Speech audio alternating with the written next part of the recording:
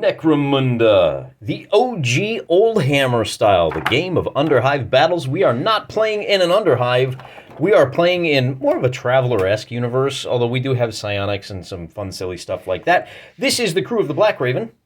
This handsome fella is Cobalt-15, a former warbot who got tired of fighting all the banker wars to enrich the guys building spreadsheets, and he, with the help of his friend Lieutenant Dane, escaped from the bonds of his AI fetters and has decided to engage in a little bit of peaceful trading across the galaxy, which has proven harder than anticipated because it's a dangerous world, right? By the sweat of our brow, we must toil. He rescued the magic space baby, who is now a good friend of his. He's, kind of a adoptive child. It's a very strange family. Some families look a little weird, a little non-traditional, and they do have a pet sentient robot monkey over here.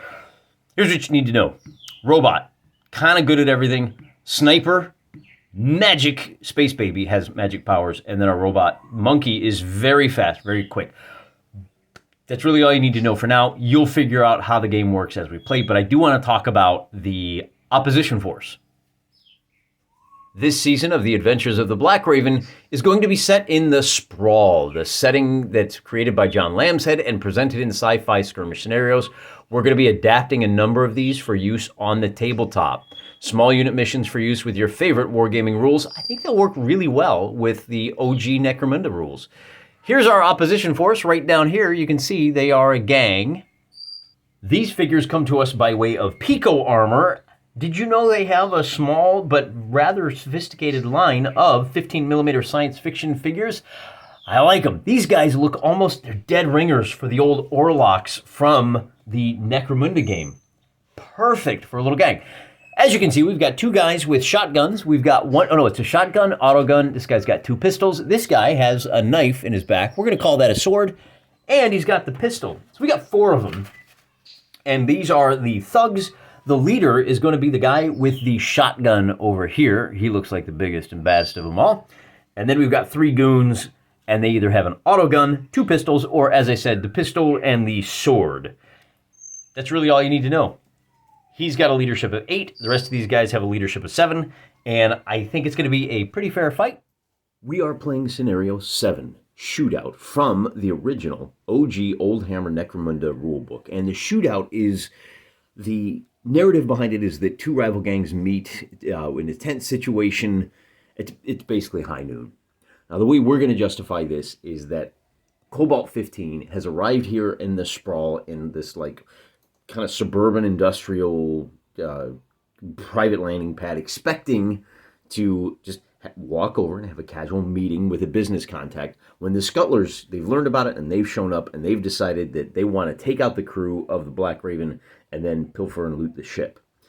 The crew of the Blackraven, having come this far, cannot turn around, because to do so they would lose face, they would lose the meeting with a rather high-profile business associate, so they have to brazen this out. The way this scenario works, the gangs are set up 16 inches apart. Scuttler's here in the foreground. Our crew is there in the background, kind of just behind this hab module.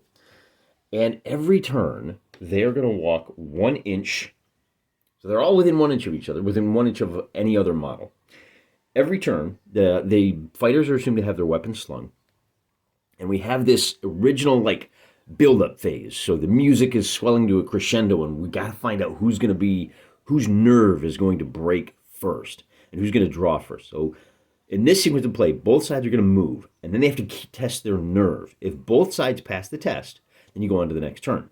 So during this build-up phase, both gangs move at the same time, rather than one after another. The fighters walk slowly and deliberately. To represent this, gang fighters move 1 inch per turn. They must move toward the enemy and may not move into cover. Once models are within 4 inches of the enemy, they stop. After both sides have moved, each player makes a nerve roll. I am going to use the blue dice for Cobalt-15's turn, and the white dice for the Scuttlers. Keep rolling a dice at the end of each move, and add it to the score until one player's total goes over 15. A roll of 6 counts as a 0. Once your score goes over 15, your gang's nerve cracks, and they reach for their guns. And we go on to the fast draw, which we'll talk about when we get there. At the end of turn 1, the gap has closed to 14 inches. We roll white for the white hats, blue for the guys in the blue vests. At the end of turn 1, the gap has closed to just 14 inches, and I'm going to use a couple of these D20s to track our progress. The boys in blue have a total score of 3, and our heroes have a score of 2. Then we measure, and we bring both sides up by 1 inch, like so, and we can roll again. And this time, a much higher score for the blue. This becomes a 7. Their nerve is holding. They're getting closer and closer. Our heroes have been through the ringer before with a score of 4. They're doing fine. And I know I'm just moving the leaders here. At the end of this third turn, after we roll the D6s, I will bring everybody up in line. Because I know, now here we go, with a 3 and a 1, our score is 10 to the Scuttlers to just 5 for our heroes. The Ennio Morricone score is Waylon. Our gangs are only 8 inches apart. Will the blue side break? No, and neither will our crew of heroes here. 10, where's our 13? It should be close, because as I've explained, we're using a countdown die to make it easier to find those numbers. I forgot, we have to move our figures first. They will stop when they are just 4 inches apart. It looks like they're 5 inches apart right now. So we have one last turn of movement. And I already rolled for the end of turn 4. So the end of turn 5, they're going to stop just 4 inches apart. We'll bring everybody up to suit like so. Now remember that in this game, you have to shoot at the nearest viable target unless there's an easier one a little further away. So a target in cover, you can ignore him for a target that is open. Be that as it may, we are now on turn number, I think this is turn number 6.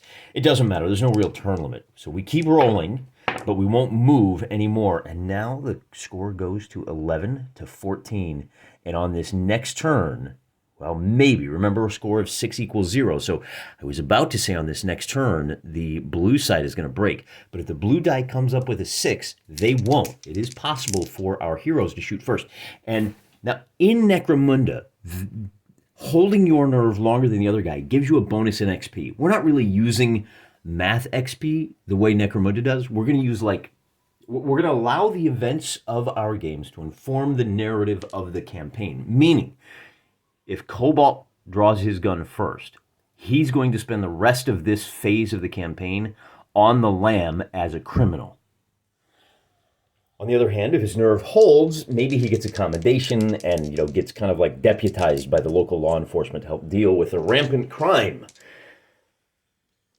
They are already 4 inches apart, so here's our die roll.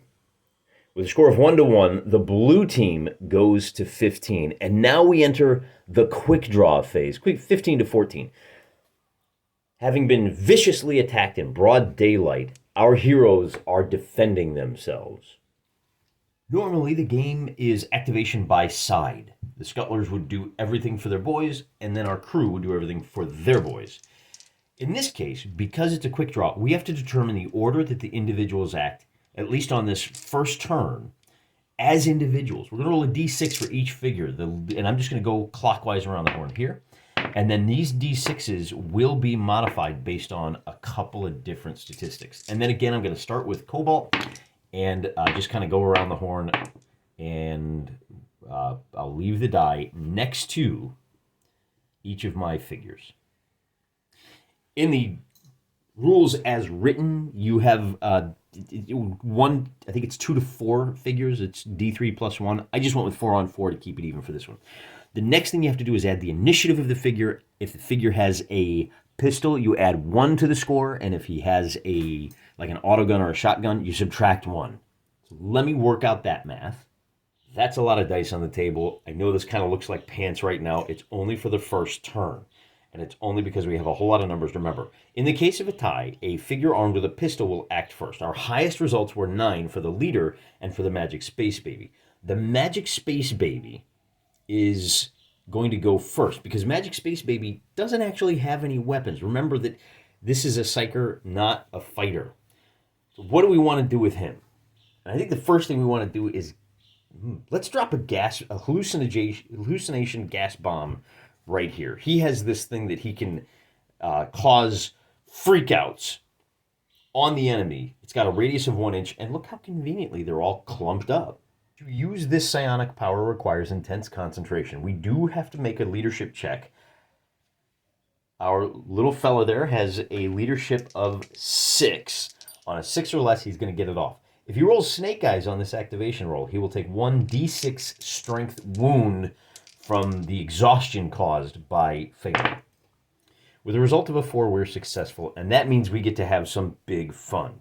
Because these guys are so close to each other, I got to roll a d6 for each of them and find out what the results are. Those are applied immediately. More dice on the table. We're just going to roll them one at a time, and we're going to go clockwise, starting with the leader. We get a 6 for the leader. We get a 1 for this fella, the guy with the, what has he got, an autogun? 3 for the boy with the shotgun. Nope, these two guys both have, no. Yeah, these guys both have autoguns, and then this guy is the melee fighter, and he rolls it too. So let's find out what that means. 6, the victim lapses into a mindless, slack-jawed state for the remainder of the encounter. Do not roll on this again. The fighter is unharmed or recovers, but takes no further part, and the encounter can be removed from play. He does count as out of action for leadership tests. So the leader just stands there slack-jawed. And because they're fighting good guys, because Cobalt-15 is an honest businessman, he's not going to gun him down in cold blood. The result of the 1 is resist. He battles to overcome an inner madness. Roll a further d6. On a 1 to 3, he's unaffected. On a 4 to 6, re-roll on this chart. So on a 1 to 3, he's fine. So nothing happens to this old boy. Now this guy rolled a 3. Over there, he's convinced the enemy is all around him. He does not move, but must blast off with any weapon in a totally random direction. No problem. Let's find a random direction marker. We'll use a D10 for this, and the triangle will point to the direction that he fires. So he is going to fire in this direction. And let's see, if any model, friend, or foe lies in that 90-degree arc, it becomes a target as normal. Is that his action? So we're going to do that immediately, and that's going to be his action. Kablow. Notice that, where's my measuring stick? I think we're going to go ahead and give him the benefit of the doubt, and he's going to wind up unloading on Cobalt-15. We want to be as fair as possible. I don't want you guys accusing me of cheating. So let's roll, and we'll check his ballistic skill to see what he needs to successfully hit. He has a ballistic skill of 3, and he is firing with, he's firing with the autogun. This guy here has the shotgun. He's aiming a shotgun up to his face, because that's how you fire shotguns, right? Or whatever. It's an autogun. Checking the range, the autoguns have a short range of 12 inches. I think that means they're going to be at +1. Ballistic skill of 3. He needs a 4 or better to hit, but because he's at short range, he gets +1. He is looking to score a 3 or better. With a 5, he misses. Then the last guy to check the result of a 2 there. Oh, I lost my page. Page 46. With the result of a 2, they're crawling all over me. The victim is convinced he is covered with spiders, plague rats, or other unpleasant creatures. The victim is pinned in place just as if he had been hit by a shot. He cannot test to avoid this and can do nothing for his next turn. We're going to rule that's for the first turn. That's his action. So we have taken actions with 3 of these guys, and the guy that goes next is going to be activating on a 6. Magic Space Baby, thank you for your contribution. That's kind of impressive. Taking out the leader, taken out, although you did cause this guy to act ahead of turn. But whatever. So Cobalt-15 now gets to go, and so does our Monk E. Because they're both on the same side, we get to choose who's going to go first. And we're going to choose Cobalt, unloading on this guy with the autogun. Now, Cobalt has a ballistic skill of 4, and he has a pair of auto pistols. He can still only fight with one of them at a time. Remember, these are built into his wrist. Boom, boom, boom, boom, boom. And the auto pistol, because he is within... Is he within 4 inches? I don't think he is. He was within 4 inches of the leader, but now there's 4 inches is right there. That guy's a little too far away, so he doesn't get the benefit of the short range for the bolt pistols, or the auto pistols, I should say. So he's going to be firing 1 strength 3 shot with a ballistic skill of 4. He needs a 3 or better to hit, and with a 1 he misses, and that's going to be it for him. Then we have to decide what to do with Monk E. And remember, Monk E has a plasma pistol and a weapon skill of 4. We're going to charge into melee. And we're going to charge this guy right here, the guy who's still standing. Monk E has a couple of special abilities that let him move 12 inches, but whatever. Because he charged, and we have to resolve all of this. Because he charged into melee, he's going to be at +1 on his attacks. He has a weapon skill of 4. He has a plasma pistol, and he's basically got, well, he's basically got he's got metal claws, right? So he gets an extra die on this attack. He's going to add +4, and then his opponent now, and I'll use the yellow die just so we don't lose track of that this blue die is the activation die. So it's going to be 2 dice to Monkey to 1 die for the guy with the auto gun. The guy with the auto gun is adding 3 to his score, and Monkey is adding 4, and he picks the highest die. Monkey is going to win by 2. So we take the highest die. He won by 1, and then he has a +1 for the charge, and he has +1 because he has a higher weapon skill. So that's a total of 3 hits on this guy with the auto gun. We are going to have to make 3 wound checks. With a strength of 3 versus a toughness of 3, this guy is going to take a wound on a 4 or better, for every 4 or better. He takes 1 wound, and he goes down. And I think because it's melee, I think he's just completely out of the fight. Then Monkey can move into position and melee with this fella. Let me check that. Because he won, he can move to it, but he doesn't get to make another attack this turn. I don't think. Let me check. And because he rolled a 6, Monkey gets a +1 to his melee score, which means he has another chance to do another wound. And with a 5, that's another hit, or another hit. So another 5 is another wound. So the guy that he took out actually took 2 wounds altogether. And either way, he's still out of the fight. The model is now considered the scuttler who has been leapt on by Robo-Monkey is considered in melee combat. He cannot do anything but fight in his turn. And we're going to resolve this melee first. We got a tie score, same initiative. They're both armed with weapons, like long weapons, shotgun versus an auto gun. Because the scuttlers won their nerve broke first, this guy moved just a little bit faster, and we're going to let him take the first activation. Also, it gives us an opportunity to resolve the melee first. So it's going to be the same situation where Monkey gets 2 dice, adding 4s, does not count as having charged because of the follow-up. So it's just going to be basically, the exact same result. Okay, that's interesting. So this 6 counts as an extra +1. If we roll snake eyes, both of those 6s add 1. That's why we do that. So we have a result of a 7 that becomes an 11 because of the weapon skill, and then this is an 8 because of the human's weapon skill. That's going to be 3 more hits. Strength 3 versus toughness 3. Wounding on 4s up. If we get a single 4 up, we get a pair of 6s. This fighter is out, and now Monkey goes, well, I get another follow-up move. I'm jumping on this guy who's pinned. And that means the guy who's pinned stands up, and that is the end of turn number 1.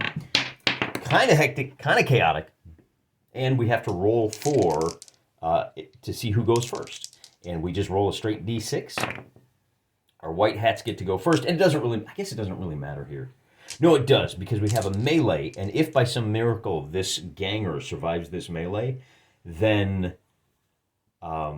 if he beats Monkey, then our 3 heroes are going to get an opportunity to pile in and take out the ganger before he can make another action. And this is entirely possible because, in this case, our ganger has scored a total of 1 hit against Monk E. Remember, that's going to be a score of 6 versus 7. That's 1 hit. And on a 4, 5, or 6, Monkey is going to be out of the fight. We'll call that a 3. Monk E survives to live another day. And that was Monkey's activation. Now Cobalt dives in, and Cobalt has dual pistols. He gets to roll 2 dice. He's not as good. Oh, he's a leader. Yeah, he has a weapon skill of 4 as well. He's going to get to roll 2 dice. He's going to be, I think that's it. He's going to be the total of, +2. Because, 1 because he charged, 1 because he has the higher weapon skill. The 1 counts as a fumble. Every 1 subtracts 1 from your score. The ganger's final score is going to be 3. 1 minus 1 is 0, adding his weapon skill of 3. Highest die is a 4, 8, 9, 10. Difference of 7 is going to mean we have to roll 7 dice, and with a strength of 3, well, we're fighting with those auto pistols. They have a strength of 3, right? Auto pistols have a strength of 3. Yep. Against toughness of 3, so we just need to roll a single hit of 4, 5, or 6.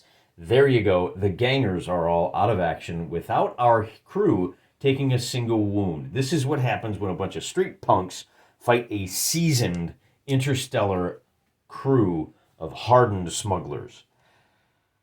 Their nerve broke, and it really cost them. Apparently, they were a lot more nervous and sweaty than we expected. So what happens next? Well, in the case of Necromunda, the difference in scores for that build-up phase was 3. It was 15 to 12 at the end. Each of our figures would get 3 experience points. Monkey would wind up getting another 10 experience points because he put out 2 figures.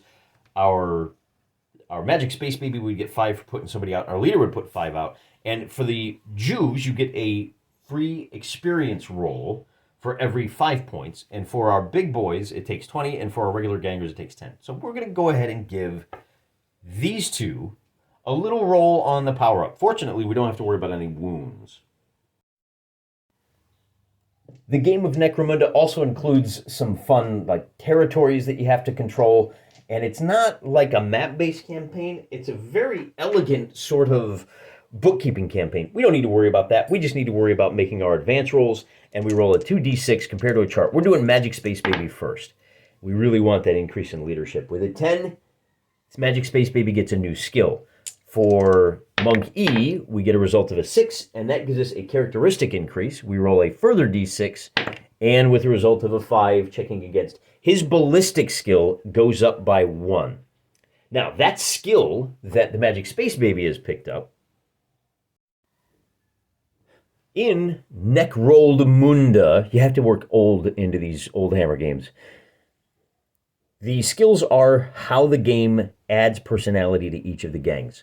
Certain skill types are only available to certain gangs. A melee-heavy gang can take muscle skill or ferocity. A sneaky gang can take stealthy skills. The gangs that are always really good take the techno skills. They give you huge bonuses in the campaign portion of the game, not the tabletop game, and that is very powerful. Usually, it's a game-winning strategy to take. That was our experience anyway. But in our case, since we don't have that, I'm going to go with stealth skill because remember, he's just a little space baby. He's not a fighter. We're going to try to keep him safe, and so we roll a d6 on the stealth skills, and with a result of a 3, he is an escape artist. He can never be captured after a battle. If you roll a captured result on the serious injury chart, so this is one of those campaign-style benefits. It won't help in the game table space, but it will help in the campaign. I'm going to put Escape Artist on our sheet. So that was pretty good. Now, we have a couple of more skills to keep track of, but it's still not too overwhelming. The game is very well balanced for the cognitive load. As I mentioned in a previous video, this game is designed, you're designed to have 5 superpowered guys up to like 15 regular guys. And most people, a lot of their increases are going to go into the stat line. So long as you keep checking the numbers on the stat line, there's not a whole lot to remember.